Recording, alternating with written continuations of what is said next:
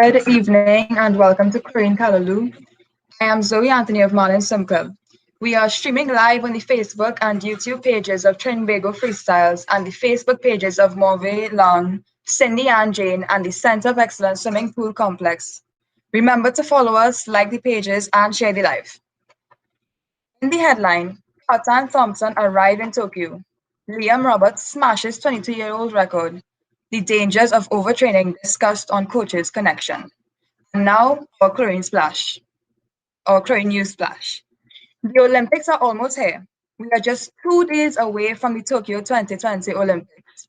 And to be a little more specific, for our aquatic fans, swimming starts at 6:02 a.m. TT time on Saturday, with finals starting at 9:30 p.m. TT time. So you know what that means? We still get to see Chlorine Callaloo as the finals will start after the show. Water polo also starts on Saturday with all games happening between 1 a.m. to 8 a.m. TT time. Diving also starts this weekend with artistic swimming starting in August. According to Olympics.com, Dylan Carter is set to start his campaign with the 100-meter backstroke on Monday, 7:19 a.m. TT time, and the 100-meter freestyle on Tuesday from 6:02 a.m. Next week, Thursday, he will also attempt the 100 butterfly and will end his campaign with the 50 freestyle next Saturday. Rachelle Thompson, who swims in her first Olympics, is scheduled to participate in the 50-meter freestyle next week, Friday. We send positive vibes and wish both Rachelle and Dylan a safe and successful Olympics. In other news, TNT young swimmer Liam Roberts established new 13 to 14 national records in the 50-meter and 100-meter breaststroke at the 2021 Florida Summer Age Group Championships. Swimming for Ball Sharks, Roberts first set the 50 breast record of 32:39, eclipsing the 2017 record of Kyle West of 32:84. He then went on to smash the 22-year-old 100-meter breaststroke record of Nicholas Bovell. Roberts established a time of 1:11.85 to surpass Bovell's mark of 1:12.88, knocking off over 1 second of the record. Congratulations to Liam. Very well done. In Chlorine Callaloo news, strength and conditioning coach Asia Joseph chats with the Rachelle Burns of Total Rehabilitation Center about the dangers of overtraining. Burns is a sports scientist and performance enhancement specialist. We continue ChillVaxin with ChillaxCin this week as retired sous chef Cindy Ann chats with Miss World TNT 2021 Jeanine Brandt. They will chat about the Miss World journey and the need to be vaccinated. Our Visual Eyes Chlorine Champion is Marva Belfast, who participates in Aqua Aerobics and started learning to swim earlier this year. Thank you for tuning into Chlorine Callaloo, and remember to like and share this live. I'm Zoe Anthony, and stay tuned. Up next, we have Jason Wickham hosting the Lifebuoy segment, Know Your Constitution. Good evening.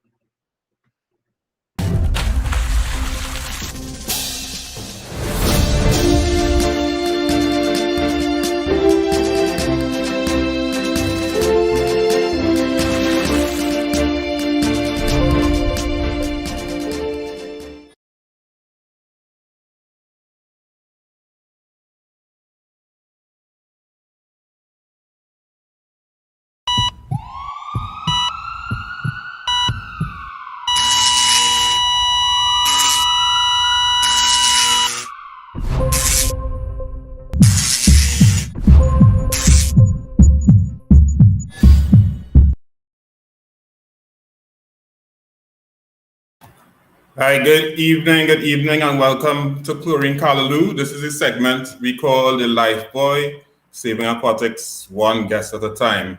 And as we advertised and when we sent out the promo, we said in this segment we will be doing a discussion on knowing your constitution. And it was intended to be me here alone, but fortunately I have some assistance this evening. Good evening, Mr. Ryan Smith. Good evening, Jason. How are you doing? Good. Welcome back to Chlorine Callaloo. Thank you. Right, so the name of the segment is the Lifebuoy, and the aim of the segment is saving aquatics one guest at a time. And we hope through this segment to always come up with solutions to the advancements of aquatics. And we know that many times in the past, we've had different discussions on the Constitution going back for as long as we could think. And for some reason to date that we have not been able to achieve that elusive constitutional reform. Ryan, we're having a discussion today, so it's not a formalized interview. So you can I'll allow you to start up a little bit and say why you think that, the constitutional reform process, is not a priority, seems like not a priority. Well, I've been involved in this in the association for quite a number of years. Right. If you recall, I used to coach swimming at one point in time, and then I got involved in water polo, but I always remained intact, in touch with the association. And I've seen many times where our constitution has failed us or has not shown a lot of equality. Right. However, on numerous occasions, I know there have been proposals and many attempts to change the constitution of ASATT, which by constitution you can only do at a general meeting, right? Which is either an annual general meeting or a special general meeting. Right. And from as far back as I can remember, many of those times, all the attempts were disregarded, as in, okay, we will put a committee in place to discuss those changes and have a whole constitution reform. But it just once the term of office starts, it just doesn't seem as a priority for the executive and the council. They talk about it, but there's never the urgency or the priority to say, okay, let's get this done and make this our number one priority. Because I know you use the term executive, and I really don't want to put it on the executive alone, because Yes. I'm no longer a council member right now, but we who have served on council, and we have the power to, make certain suggestions. We can present certain things at meetings. But I mean, you hinted that, in the past, there's several different attempts. I remember when I started in body administration at ASATT level, back in probably 2003, 2004, I remember there was an issue with a lawsuit, and one of the things we were told about was to fix our constitution. And I remember 2013 to 2016, elections weren't held annually, and we heard the reason for that was to fix the constitution. 2018, I was on that executive. We put our process to try to do it, but it had other pressing things that, threw that at the side, so it didn't happen. And then last year, our next draft constitution was sent out again, and I must congratulate you, because you, from my understanding, you were one of the few people to actually comment on it. I didn't, but comment on the constitution. Yeah, well, Jason, I think is very important. The constitution is very important to how we operate. And I always viewed it as something that we should prioritize. Now, we've had various executives, council members come from time to time, and the will has been there by a few. But based on what has happened, it doesn't seem that there is sufficient urgency. And I'm not just talking about this current executive or council. Since whenever? Since as far back as I could remember. And I think it's so important, because once you get that in place, then that kind of guides the rest of your organization into being a high-performing unit, so that you're not operating by guess. You have good guidelines, and guidelines that also follow the FINA guidelines, because I just was reviewing a few weeks ago the FINA Constitution as well. And the FINA Constitution also mandates that each member's constitution has to be in line with certain things. And we have to update it as FINA dictates as well. And I think the thing for me too is that, we come up with standards for swimmers. We tell swimmers, hey, you have to set this time. You need to set this benchmark to get onto a national team. Coaches I mean, some may agree or disagree. There are some standards, but at least you have to have swimmers or polo players achieving certain standards for you to be considered. But Yes. in administration, what is the standard? And it seems like we don't have a standard for administration that, you go into office, you do what you have to do, and it seems that there's no will by the council as a whole to really get this process going and to see the importance of it. Yes. And one of the main things I see about the Constitution that we need to improve on is probably going to be membership as well. How do you determine who the members are? Is it a sufficient criteria? So I think we could touch on that a little bit, talk about the membership of the organization. Membership made up of clubs, right? Correct. And the membership is supposed to be made up of clubs. And, sometimes people say, like parents sometimes may want ASATT to interact directly with them, right? And I mean, that could be probably addressed through some kind of communications policy, etc., right? But I mean, at the end of the day, members of the association are clubs, right? And clubs, the ordinary members, which form the association, are supposed to have certain requirements. They're supposed to have 10 active competitive swimmers, and they're supposed to make an application to the association. And if they fall below those 10 active competitive members, they're supposed to be written 2 warnings, and the council is supposed to make them an associate member. But we never seem like we get to that process. And right. I think what we end up having is clubs that are not really, don't have a vested interest in the swimming and water polo, aquatics, and probably stymie the progress of the association because, you can't efficiently have meetings. You can't, have a quorum, etc. Mm-hmm. So, but the thing about it is, although we're talking about fixing the Constitution, it's not like this Constitution that we currently have that these things could not have been achieved. And I think, like in all of Trinidad and Tobago, the problem probably is enforcement. Yes. Yes, I think a lot of enforcement needs to be done.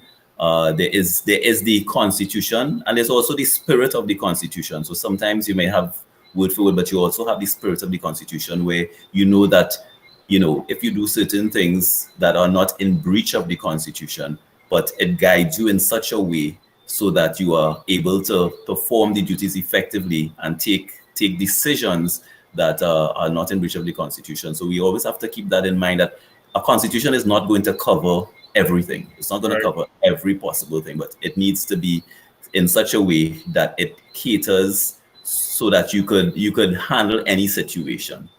All right? Go ahead. No, I was also going to say the Constitution too. I mean, things change, technology changes. Correct. The Constitution is a living document, so we are also free to amend it. You're not going to amend it every year, but you're free to have a constant review of the Constitution as well. Yes, absolutely, because even if it is, because changing the current Constitution is a big task. It really is a big task to cover a lot of stuff. However, in all those years that we were talking about before, if we had little changes, it could have built up. By now, it would have been something more along the lines where we wanted it to be, where Constitution should be. In terms of membership, also, I was actually thinking we have clubs, but then we also have swimmers, for example, who swim and represent Trinidad and Tobago in Olympics, and they may not belong to a local club, for example.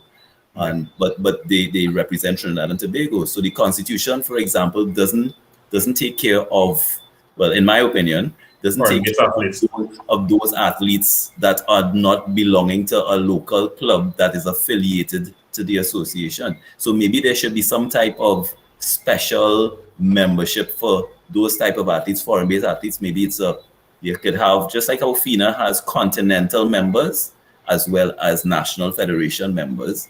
All right, perhaps we need to also look at having club members that are clubs, and also we can have individual members without being the member of a member. It might also be something, but of course, maybe perhaps with different voting rights. But those are discussions that need to be had. And Well, since we're talking membership, I mean, the benchmark set is 10 active competitive swimmers, right? An active competitive swimmer is someone to take part in 3 aquatic events, including a national championship. With the foreign persons, that could be a challenge too, because a lot of them outside for a while. But I want to throw in something else. I looked at the Barbados Constitution, I believe it was, and they had a requirement of 20 active athletes. Do you think that we should be looking at the threshold? That probably is a good idea, because with 10 is very few, and you know, if we just say, okay, you have 10 athletes, and then it allows for a number of people to just come in and over water down the thing, as they say.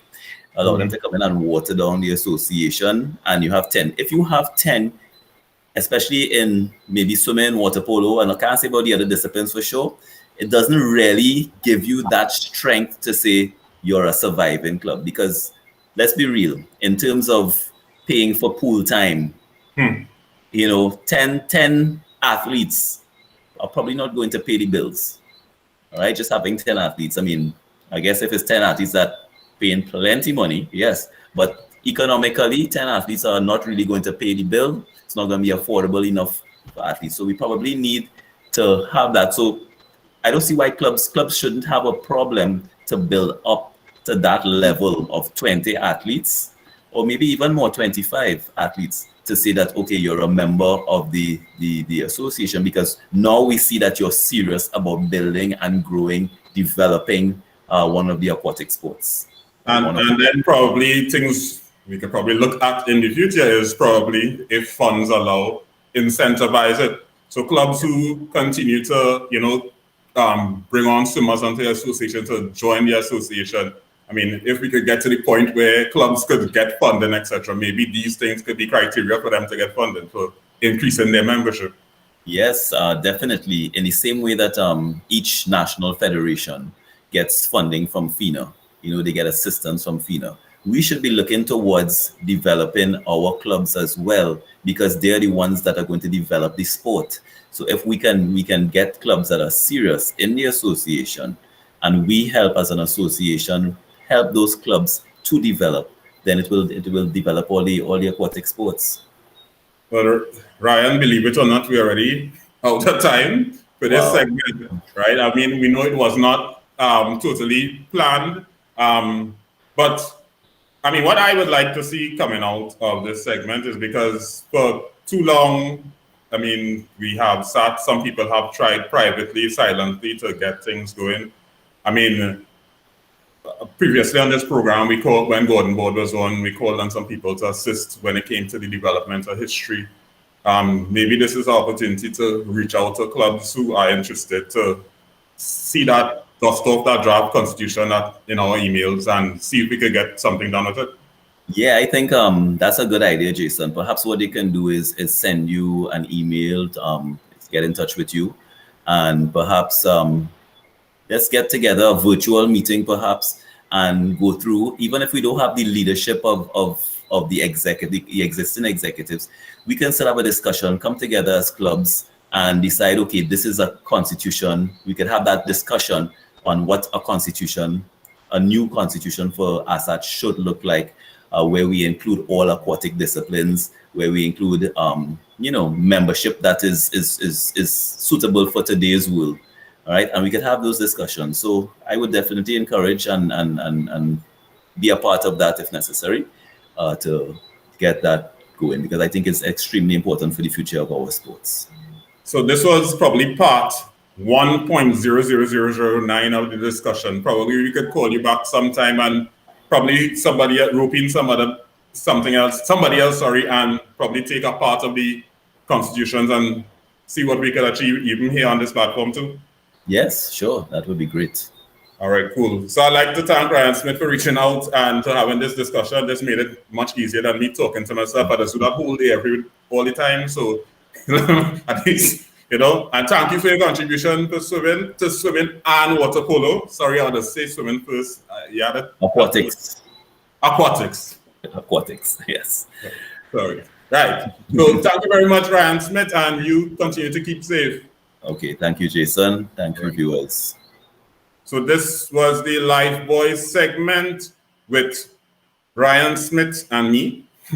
We introduced the discussion of the ASATT Constitution, and up next we'll be having our Chlorine Champion segment sponsored by Visual Eyes.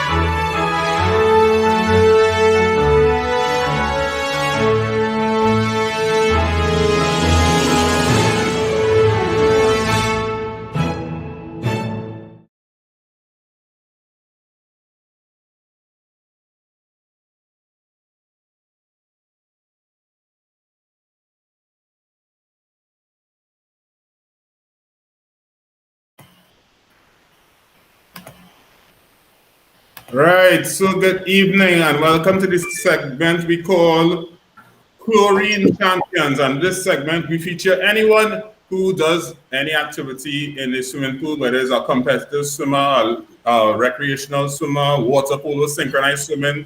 And we can't forget those who learn to swim and those who take part in Aqua Aerobics. And on screen, I have Mrs. Marva Belfast, who is a Learn to Swim student and a participant in Aqua Aerobics. Good evening, Ms. Marva. Good evening, Jason. How are you? I'm good. Thanks for inviting me.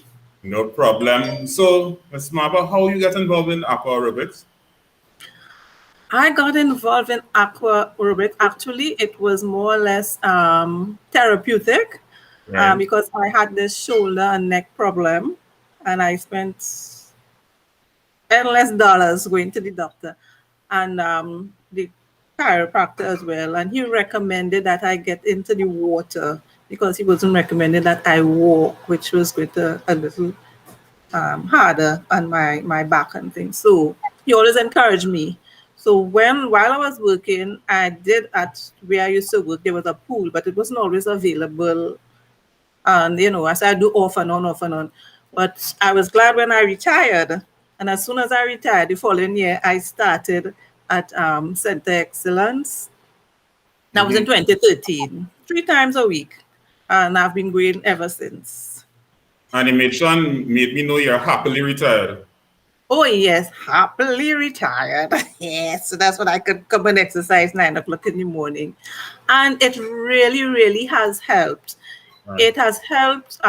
So I don't have to go to the doctor and spend all that money as much again.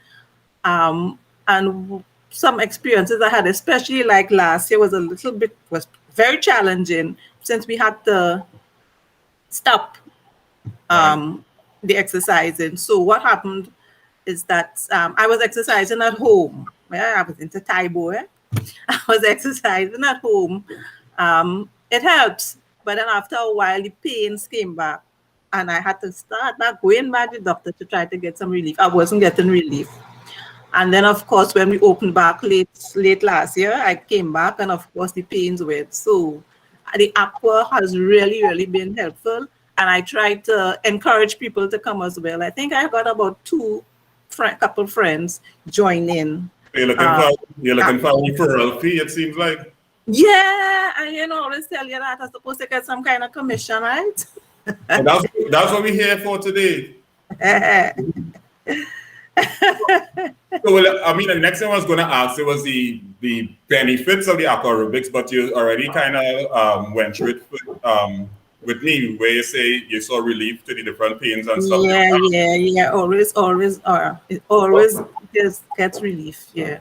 And then of course, the other thing too, of course, I got new friends. I was not going to talk about the social aspect of it. Yeah. I got new friends. Because I see you interviewed Nazmoon, and I realized, as a friend too.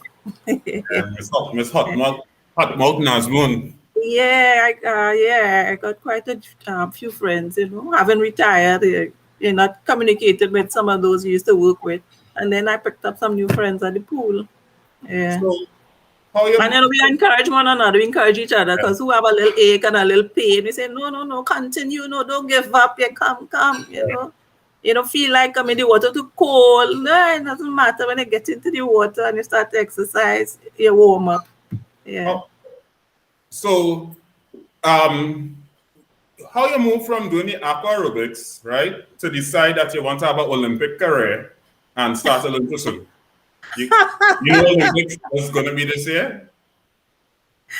Oh my gosh. I was trying because I said, well, no, they didn't have it last year. Well, let me do something to qualify for this year. But it didn't work out. I don't think it's because we were locked down. We didn't have enough meets there to try out. Yeah. Didn't have enough time to train. But why did you make that step? I always wanted to learn. And why, sorry, let me add on one part. And why didn't you learn as a child? Okay. I always wanted to learn to swim, because I like going to the sea. As a child, no. I was always afraid of the water. I was afraid of the water. Even as an adult, even now, when I started the aqua, I would go too deep. I always admired how people could swim. My dad could have swum, my brothers could swim, but us girls, we didn't really learn to swim. Mm. One of the reasons I was afraid of the water too is as a child, I was taken out into the deep, and we used to go Maracas, and Maracas. Yeah. And then I was let go. I guess that was the way of trying to teach me to swim. And the person didn't tell me, well, this is what it is. So I was like, oh God, you're trying to kill me. So I just ran out to the water. Ever since, I was afraid of water. I was afraid of the water. So I tried to get over my fear. While I was at school, they had some classes. I started, didn't get very far because the gentleman decided to tell people jump in the deep is all right. Jump in the deep, you'll bounce back up. And I watched him, and that was the end of it. Well, did you bounce back up, or you didn't go in at all? I didn't go in at all. So that sounds similar to my mom's swimming career. So that was it. So I kept saying, well, I've been since 2013, I've been doing the aqua, and I keep watching, and I'm like other people, nah, it's embarrassing. Nah, look, the young people, they don't want to go, with other people. But so I kept putting it off. So how was the learning process for you, as in to learn to swim? How was it for you? It's challenging. It's not too bad. I try to tell myself, no, Marva, you wouldn't drown. You would be, your foot could touch water, the ground. It's my most challenging part I've been still struggling with is trying to get that breathing rhythm up. So, I get the legs and the hands going, but by the time you tell me, turn my head, I'm like, everything just stops. But hopefully, I was kind of getting the hang of it, and then of course we had to stop again earlier this year, so that was it. So Ms. Marva, let me ask you some quick questions here. If you had the choice, learn to swim if you had the choice now, learn to swim as a child or learn to swim as an adult? Learn to swim as a child. Learn to swim as a child. It's much easier. I'm watching those young people, and I'm like, they were doing a 5-day something, and I'm like, when they started Monday, and they're doing that already? The amount of things they did. So these ones are some rapid fire ones are asking you here. Roti or Callaloo? Oh God, that hard, Callaloo. Right. I had some today. You cook it yourself or you went and buy it? I cooked it myself. All right. I know the place is open now, so everybody rushing to buy something. Vaccinate or not to vaccinate? I would say vaccinate. Right. Swimming or aqua aerobics? It depends on swimming or aqua aerobics. Swimming or aqua aerobics. I not to know depend. I would say aqua aerobics. All right. Well, when you warm up after, and I'm after that again next year, God willing, I might say swimming. And final question in this part: you prefer to ring a bell slow or you prefer to ring a bell fast? I'm Belfast all the way. All right. So, final, so this is the Visual Eyes Chlorine Champion segment. We have Marva Belfast here with us. So, Marva, I have one final question to ask you. What would you say to encourage other persons to learn to swim? Other adults?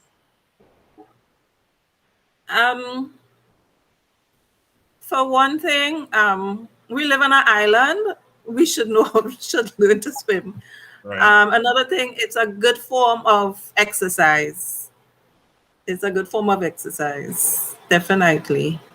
You utilize more or less most of your body parts without even realizing it, you know.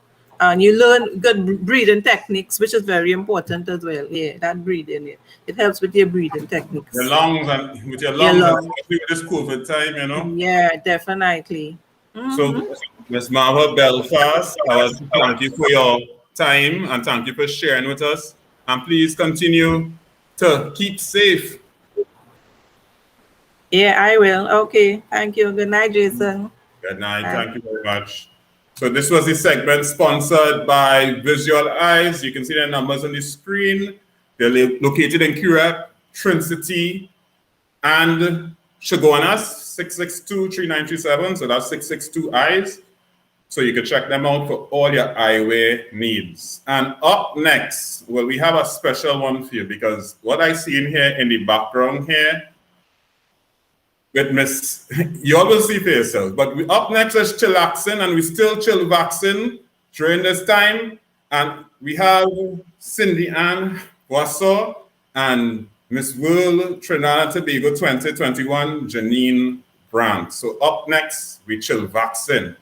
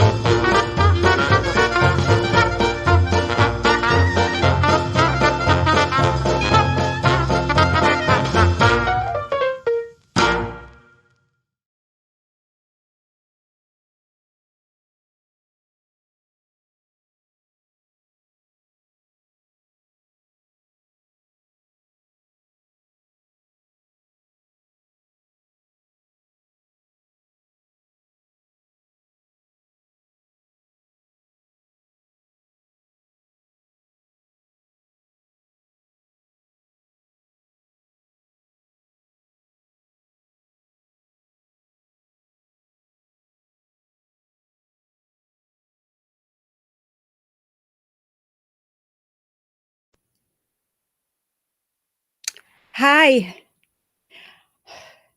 Take a deep breath. It's me. This is Cindy Ann. This is not yet the Miss World representative, but, you know, I needed to look the part. Hello. And welcome. Welcome to ChillaxCin. I am your host, Cindy Ann Boisson, and I need you to focus tonight because at some point you may not know who is who during the interview, you know? So welcome to ChillaxCin on a Tuesday night. And this is the part of the show where you grab something to drink, you sit back and you relax, whether you have a cup of tea, a glass of water, or like me, some watermelon drink, you know, with something in it. Oh, Jason, I was listening to you and Ryan, and it seems as if you all are having a difficult time getting people to take part in this discussion about the Constitution. So I want to suggest that the next meeting is called the Constitution Section Band Launch. And let's see, maybe then people will be like, what? I in that. So that's just my 2 cents. You guys are welcome. Please take it seriously. So joining me tonight is, as Jason said, the Trinidad and Tobago representative for the Miss World pageant, Jeanine Brandt.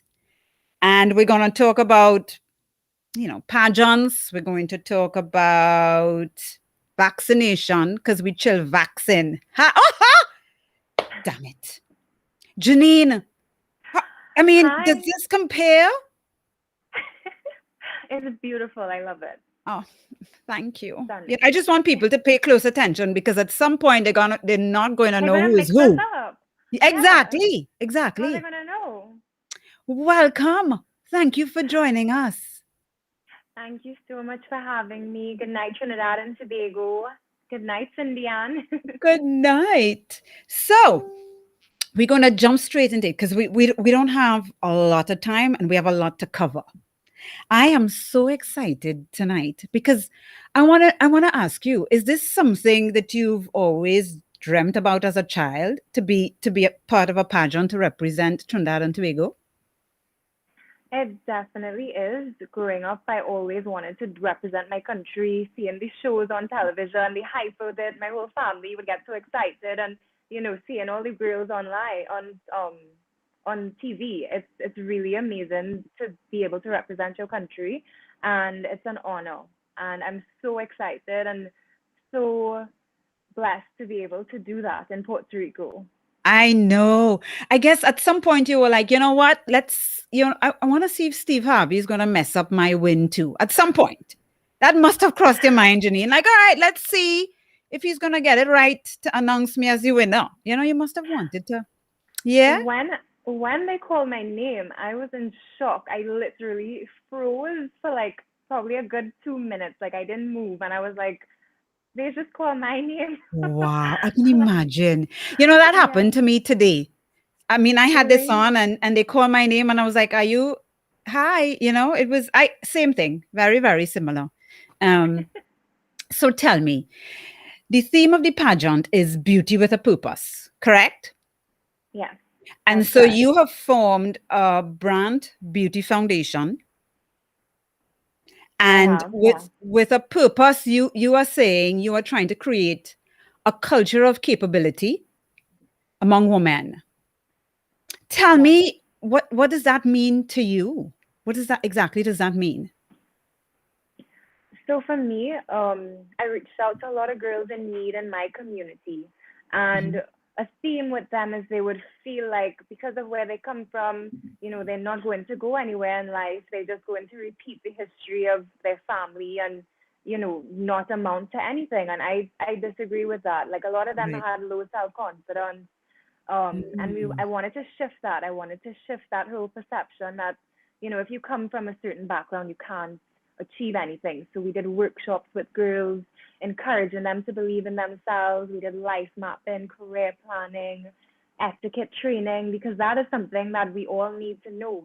When you go to business interviews, trying to get a job, you need to know not to sit unless you're told to sit. That's something common that even I had to learn growing up and going to job interviews.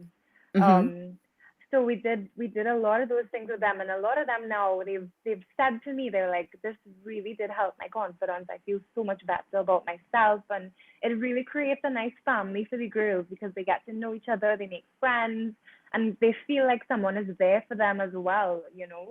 Having people in your corner, having people believe in you is so important, and I believe it really does take you that extra mile. So fight with fear is something we also spoke about, and I've seen you speak about it on your social media platforms. Tell me, what is fight with fear? What is that? Because to fight with fear, I mean, it takes a lot, Because you're fearful already, and you're asking me to fight too. You mean you're asking me to dig deep? Yes, how are you planning to accomplish? Yes, how do you plan to accomplish this goal? So Fight the Fear is basically a self-defense workshop that we do with the girls. Recently in Trinidad and Tobago, as you know, a lot of women, we had a lot of domestic violence cases. A lot of women were being abused at home and even kidnapped, raped, murdered. And, that was something that caused a whole movement in Trinidad and Tobago. People were protesting, holding candlelight vigils. And I took it upon myself to reach out to these girls and just educate them. We brought in police officers to speak to them on proper protocols to take when you're leaving your house. Tell your mom, tell your dad, tell someone that you're going somewhere. Just be careful. Don't go in unmarked vehicles. Yes. And this year, I took it up a notch, and we actually did self-defense with them. Just in the event that anything happens, God forbid, they know basic techniques as to how to defend themselves and just get away quickly. So that Right. was one of the workshops that we focused on this year. Oh, I like it. I just want to remind those of you who are locked in to please share the live, invite your friends to join us tonight, and follow our pages. Please follow Tobago Freestyle, follow myself, Movelang, Cindy Ann Boisson, follow Jeanine Brandt. She has her Instagram and stuff, which we will repeat at the end so we can get people to support you and stuff like that. So we're going to touch a little bit now on a hot topic. And I want us to respect those of you who are listening and who see this event after, to respect each other's views. We're not here to blame anybody. We really just want to talk about vaccination, about the pandemic, because the pageant takes place December 16th in Puerto Rico. Yeah. How did you feel at any point? Were you like fearful that, oh, this may not even come off, or may have to model via Zoom? Was that ever some sort of discussion? Like, okay, the pageant will have to take place via Zoom. How did how was that for you? Tell me. There was a lot of uncertainty leading up to even the local pageant because a lot was happening in the country. We had lockdown, and we didn't know. We really didn't know. It extended the whole period, actually. The pageant usually in Trinidad is about 3 to 6 months, and we had a whole year of training and preparation for the show.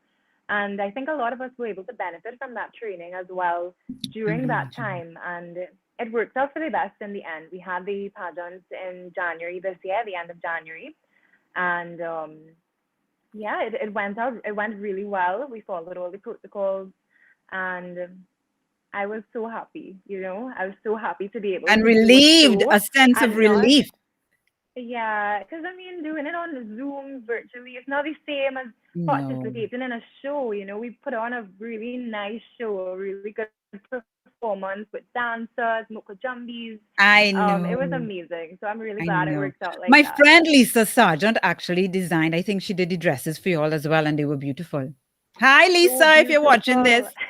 Hi, Lisa. So you are fully vaccinated. As well. I'm fully vaccinated. Nice. The 2 weeks passed and everything.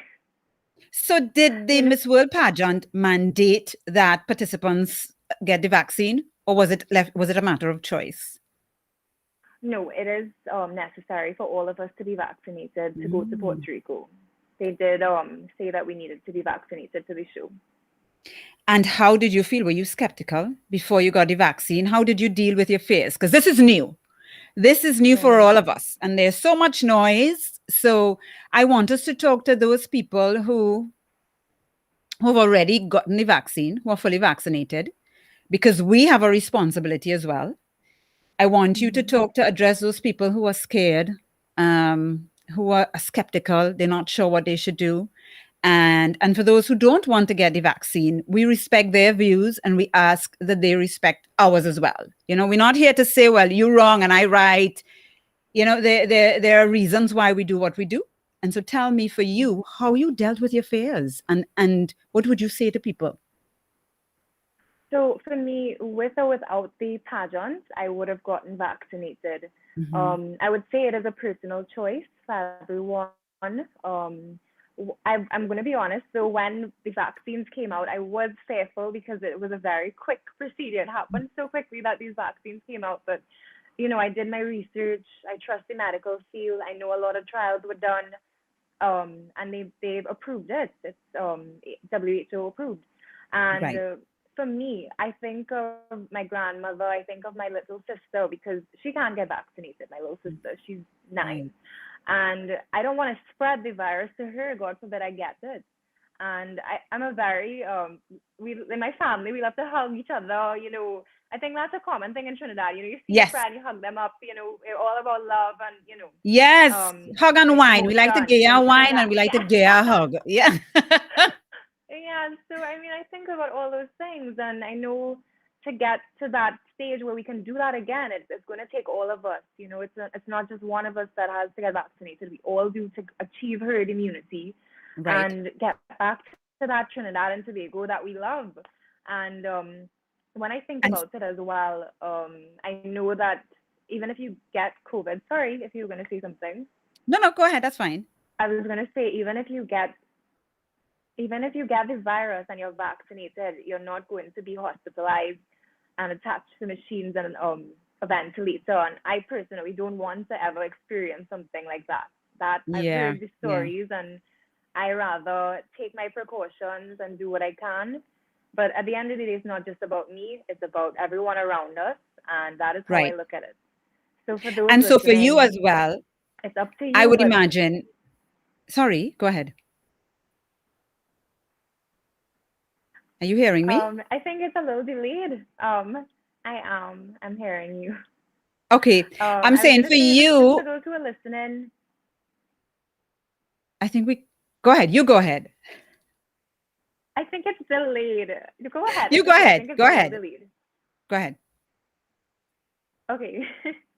I was gonna say for those listening, do your research, talk to someone who has been vaccinated, but really consider it at the end of the day. Look at the facts, and I hope you make the right decision. Yeah, endorsed, because I know for you, if you opted out of getting the vaccine, this would not be an opportunity for you. You'd have to step down, I imagine. Well, yes, because it is mandatory that we all receive a vaccine to travel and go to Puerto Rico. Yeah. So what do you tell people who say that beauty pageants are exploitive? That is something that I'm very passionate about, that topic. I'm glad you brought that up, because for me, I don't believe that. I believe, especially with Miss World, it's all about empowering the delegates that are in the competition. You get so much training involved. And what Miss World is all about is beauty with a purpose.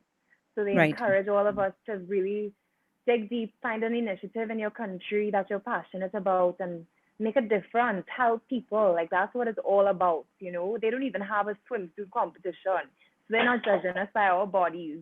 They do not have a swimsuit competition, and I am working out here planning to enter next year. Excuse me? Go ahead. Okay. Cancel. I'm kidding. Yeah, they don't, which is, I think, fantastic. We shouldn't be judged by our bodies. I think, to me, beauty is within, Yeah. So I really, that is the reason, again, why I chose Miss World. I love that. That is the heart and soul of it. So does your little sister follow you around the house to try and walk like you and talk like you? Is she just as passionate, or is she at this stage where she really just wants to take a bathe in the rain and, run down the street and, you know what I mean? She just doesn't care. What stage is she at?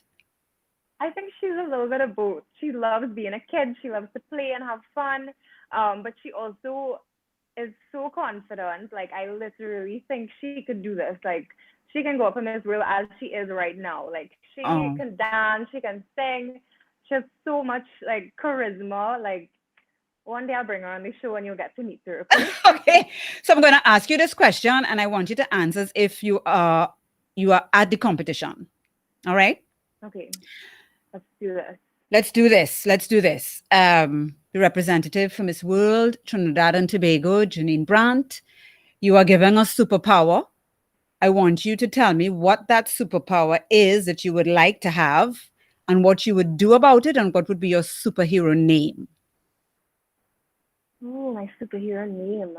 My gosh, that's one I have to think about. I want my superpower, though, to be to heal others. I think the world is going through so much right now, especially with the pandemic, and to be able to take away that pain mentally, physically, emotionally, that would really be something to be able to help people to that extent. Oh gosh, with my superpower name.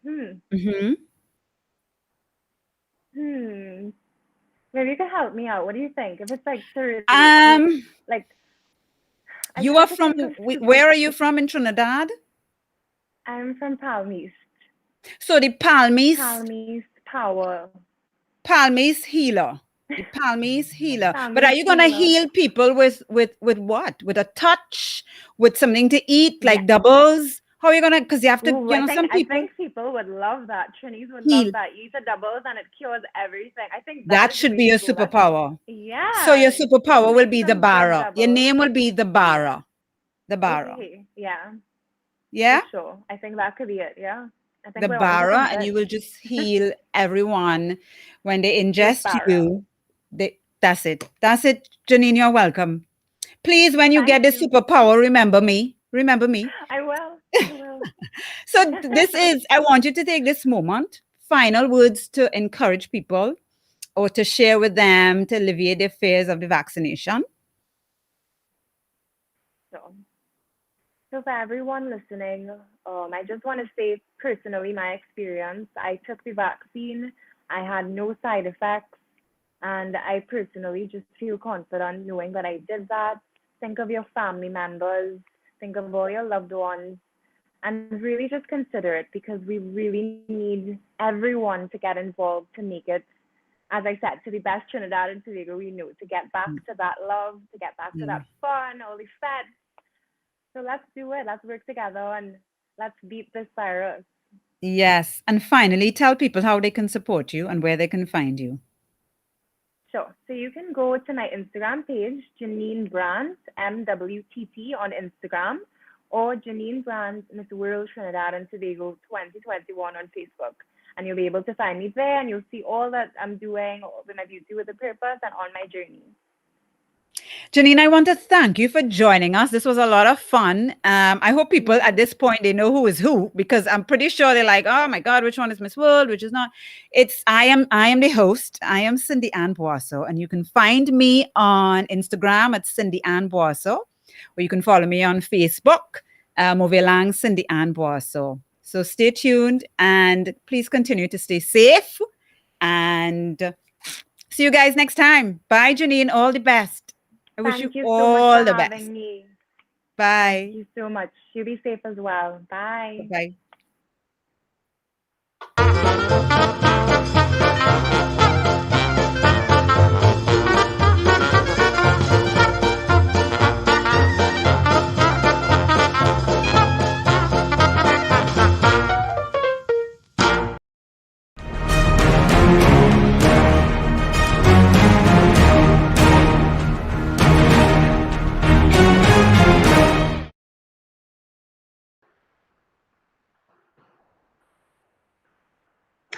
Good night, everybody. And before I even jump into my segment, Cindy, I didn't know who was who for like about 5 minutes. It took me a little while to kind of figure out who is who. All right, and keep working on your body for next year. They might just, add the swimsuit segment. So keep working, all right, Cindy? But good night, everybody, and welcome back to another episode of Coaches Connection. I'm your host for tonight, Asia Joseph. You all know me already. All right, Coach Rocky isn't gonna be here tonight, so it's just gonna be me and my special guest. All right. So tonight we are gonna have my new favorite Bayesian. All right, her name is Miss Rachelle Burns. She has her bachelor's in physical education and sports science, and she studied in Cuba at the International School of Physical Education and Sport. She's also a performance enhancement coach from the NASM. She works at Total Rehab. She does aqua therapy. She loves treating injuries. She loves sport. She also played hockey at the national level for Barbados. And did I mention that she's my new favorite Asian? So yes, big up you. So good night, Rachelle. How are you? Hi, good night, everyone. Yes. So guys, tonight we are going to be talking about the dangers of overtraining. I know some of y'all might have heard the term before. Some of y'all probably this is your first time hearing the term. But Rachelle is gonna definitely shed some light on it. Hopefully we get a message across to the ones listening and the ones that come later on.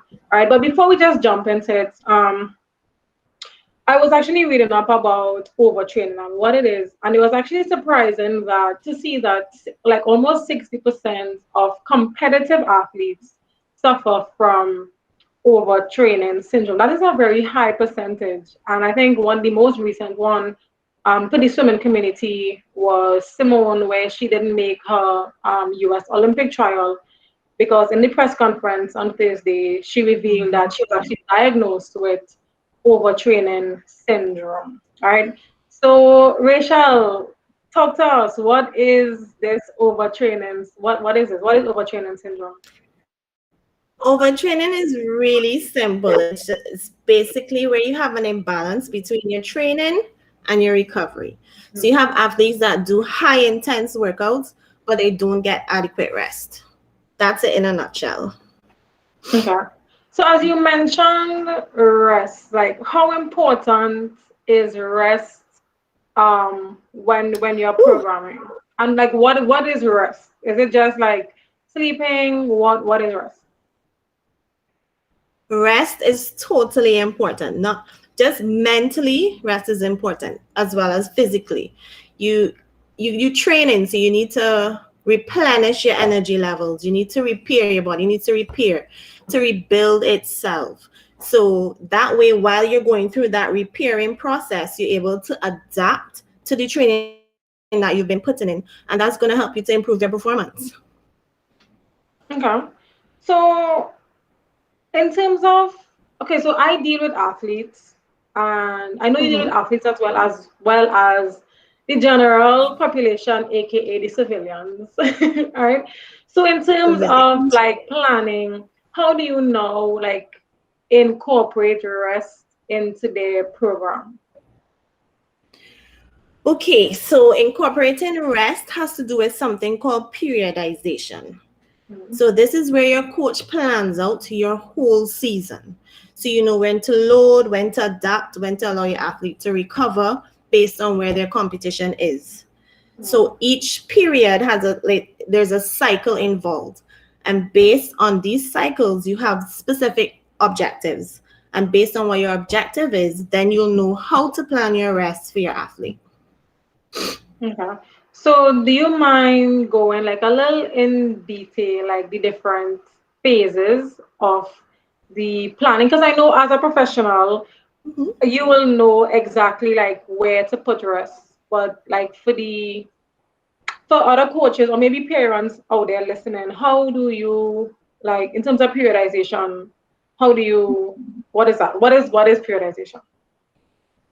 Okay, periodization is basically breaking down your athlete's season. So you have something called a macro cycle, which is the whole season. Then you break it down into something called a mesocycle, which then breaks down into something called a microcycle, which is like your day-to-day training. So then you know today we did 5 pounds, tomorrow we can probably do 6. You're not going to give them 5 pounds today and then give them 50 pounds tomorrow. It's just based on rules of progression. Okay. And what is the rules of progression? What is that? Like, how much is it? It's just basically based on your objective as a coach, working out when it is that you need your athlete to get rest. The minimum amount of rest an athlete's supposed to get is like once per week. They should have at least twice a week. And there are different forms of rest. There's passive recovery, there's active recovery. Passive recovery is basically where they do totally nothing, no forms of exercise. And then you have your active recovery where you do light exercises. So you do like walking, you can go into the pool, do some stretches, do some yoga. Okay. So now that you have kind of explained what it is and in terms of periodization, how you actually incorporate the rest into your program, what are some signs of overtraining that a coach might be able to look for, or even an athlete or even a parent? Because I know, although like we mentioned it, like how do you what can we look for even physically, or even like what are we looking for? What are the signs? Basically, chronic exhaustion is like the biggest sign. You find that you rest, but you still feel tired.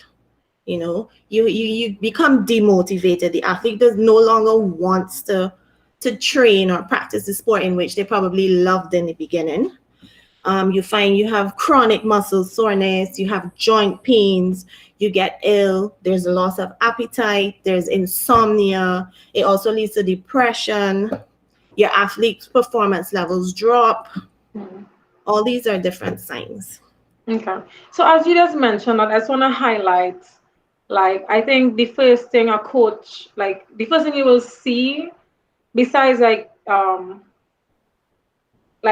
the mental part of it, I think the first thing we should notice is like as you rightfully said, a decrease in performance.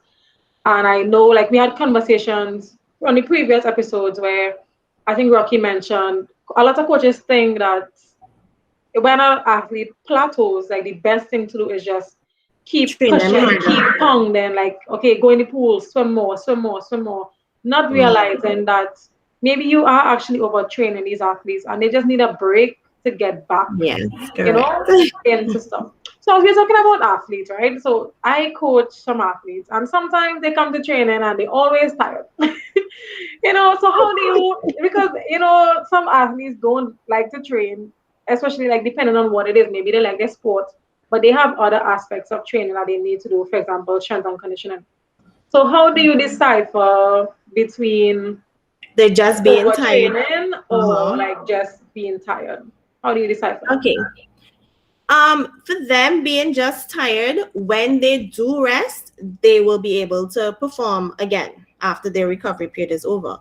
However, when you're overtrained or you have overtraining syndrome, rest doesn't help you. Like, you don't rest today and then you feel better tomorrow because you're totally exhausted.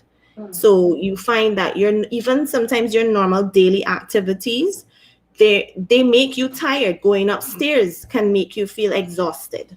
So the athlete just basically has to know their body, and their coaches have to know their athletes.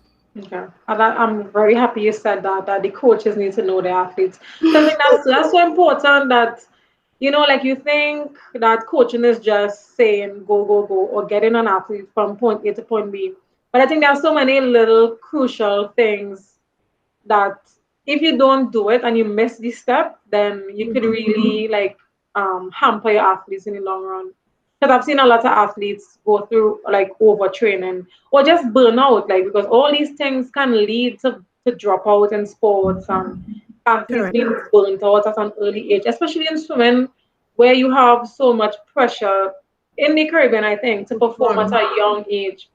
So before these athletes even have a chance to like prosper in their sport and reach their true potential, these athletes are already overtrained. They are burnt out. They drop out of swimming by the time they get to 18, where is the age where you should be, like, now peaking as an athlete. Right, exactly, where they should be peaking. So just taking off a little bit from the athletes and talking to like the general population now, how is it similar? Like, what is different? What are the different, like, how would you compare an athlete to civilian? A civilian. Well, you really see overtraining syndrome more so in athletes because their workouts are seriously high intensity and a higher volume. But civilians can experience it, but they'll know by, for example, their muscle soreness. It's going to become a chronic thing. They're going to have longer periods of muscle soreness. So whereas your muscle soreness might go away within 2 to 3 days, it might extend for a longer period of time. You'll know because you're super exhausted. So it's basically the same symptoms, but you really see overtraining syndrome mostly in athletes. Okay. So what are, since you listed that, what are some strategies or even advice that you would give to coaches and athletes out there? To coaches, I would tell them progress their athletes gradually. That is something that is of key importance. Progress them gradually. Don't work the same muscle groups over and over and over again. Reiterate the importance of proper nutrition, of sleeping, of hydration, stretching, icing, do massages. All of these things go hand in hand in order to help your body perform at the level that it needs to perform at. Nice. So I hope the coaches have fun in training. play another sport. You are going to work different muscle groups. Have active recovery days. So I have a question, right? It's been burning me to ask you. Would you say that a dance break is considered active recovery? Oh, definitely. A dance break is definitely active recovery. Alright, so I hope you guys are hearing this. All right, to all my followers out there who are tuned in right now. I hope you're all hearing, all right, from a performance enhancement specialist. All right, that the dance break is actually considered awesome. active. It's awesome. I love it. All right. So in closing, I'm seeing if do you have any questions. Does anybody have any questions in the comments about overtraining? Overtraining. No, I'm not seeing anything as yet. So I have one last question. I mean, we didn't discuss it, but in terms of aqua therapy and like overtraining, how would you like recommend like aquatic therapy for athletes? Oh yeah, definitely. Whereas if they don't have a specific injury per se, but they should get into the pool. The pool is the most awesome thing that was ever created. The pool is going to take all the stress off of their joints, and it'll be so good for them to just do like basic stretches, light jogging, etc. in the pool. They're not going to feel it because the water is going to take the buoyancy off of their body. So it's really, really good. I think that every athlete should spend time in the pool. Okay, and you recommend this. So does it have like a specific phase of the periodization where you think this will be more useful? Yeah. It really doesn't matter. It really depends on the objective of the coach. It really depends on the objective of the coach. So I can't say because each sport is different. So you might have a runner who's working on endurance, whereas you might have somebody that does weightlifting, who's working basically on their strength. So it just really depends on the coach, how they plan out their sessions. Yeah, definitely agree. Very strong. Yes. And the thing is, like, even with sleep, as you mentioned, like, that is so important. I think we overlook the most basic form of recovery, you know, because athletes will say, okay, I'm taking this to sleep, or I'm buying a massage gun, or I'm buying, you know, like different things where you like, you skip the most basic and most important. Because people have the concept, I'll sleep when I die, but if you don't sleep, you will die because you need to sleep. Your body needs that sleep in order to repair itself. Yes, I definitely agree. And I mean, I try to stress that to my athletes as well. So I'm so happy, like, after training, when I hear them say, hey, coach, I'm just going to shower, eat, and sleep. And I'm like, yes. Go on sleep and just kind of recover. You know, yes, like, go on sleep. Let your body kind of recover from the training today to kind of prevent like even overtraining or stuff like that, things that could actually like make their performance decline. All right. So I want to thank you for enlightening us on overtraining. All right. I hope some of the coaches out there got the message in terms of rest. Rest is a good thing, guys. Like I always tell my athletes that rest is a good thing. Going is not always the best solution. I mean, it sounds good to say, well, yes, I worked out 6 days a week, 7 days a week, but in the grand scheme of things, like you heard Miss Rachelle saying that you need to rest. All right, you need to rest and give your body a chance to kind of recover and adapt to the training that you all are doing. Because as she mentioned a couple of times, that athletes train at a higher intensity than, you know, the average gym person or the average, you know, the average person. So for you, rest should be number one. Rest and nutrition should definitely be in your top two strategies, right? So last thing, any advice for the athletes? Any In advice? particular? Athletes, know your body and listen to your body, because it usually tells you 100% of the time what it needs. Trust me. Yeah. And coaches, I would tell you plan. Plan. Yeah. Keep a log of everything that you do with your athletes and make sure that you reiterate the importance of their nutrition, their hydration, their sleeping. It's really, really important. Yes. All right. Well, thank you, Rachelle, for this very informative session. It's my favorite vision. All right. So I want to just say thank you to everybody who was on the previous segments. Thank you to Cindy Ann, all right, and Jason and everybody else, and a special thank you to Miss Rachelle Burns for taking the time out to explain to us what is overtraining. And I hope that we kind of reflect on our methods of training and kind of, make sure that we are not the limiting factor to our athletes. Right? So until we meet again, good night, everybody. Good night, Tobago, and I'll see you all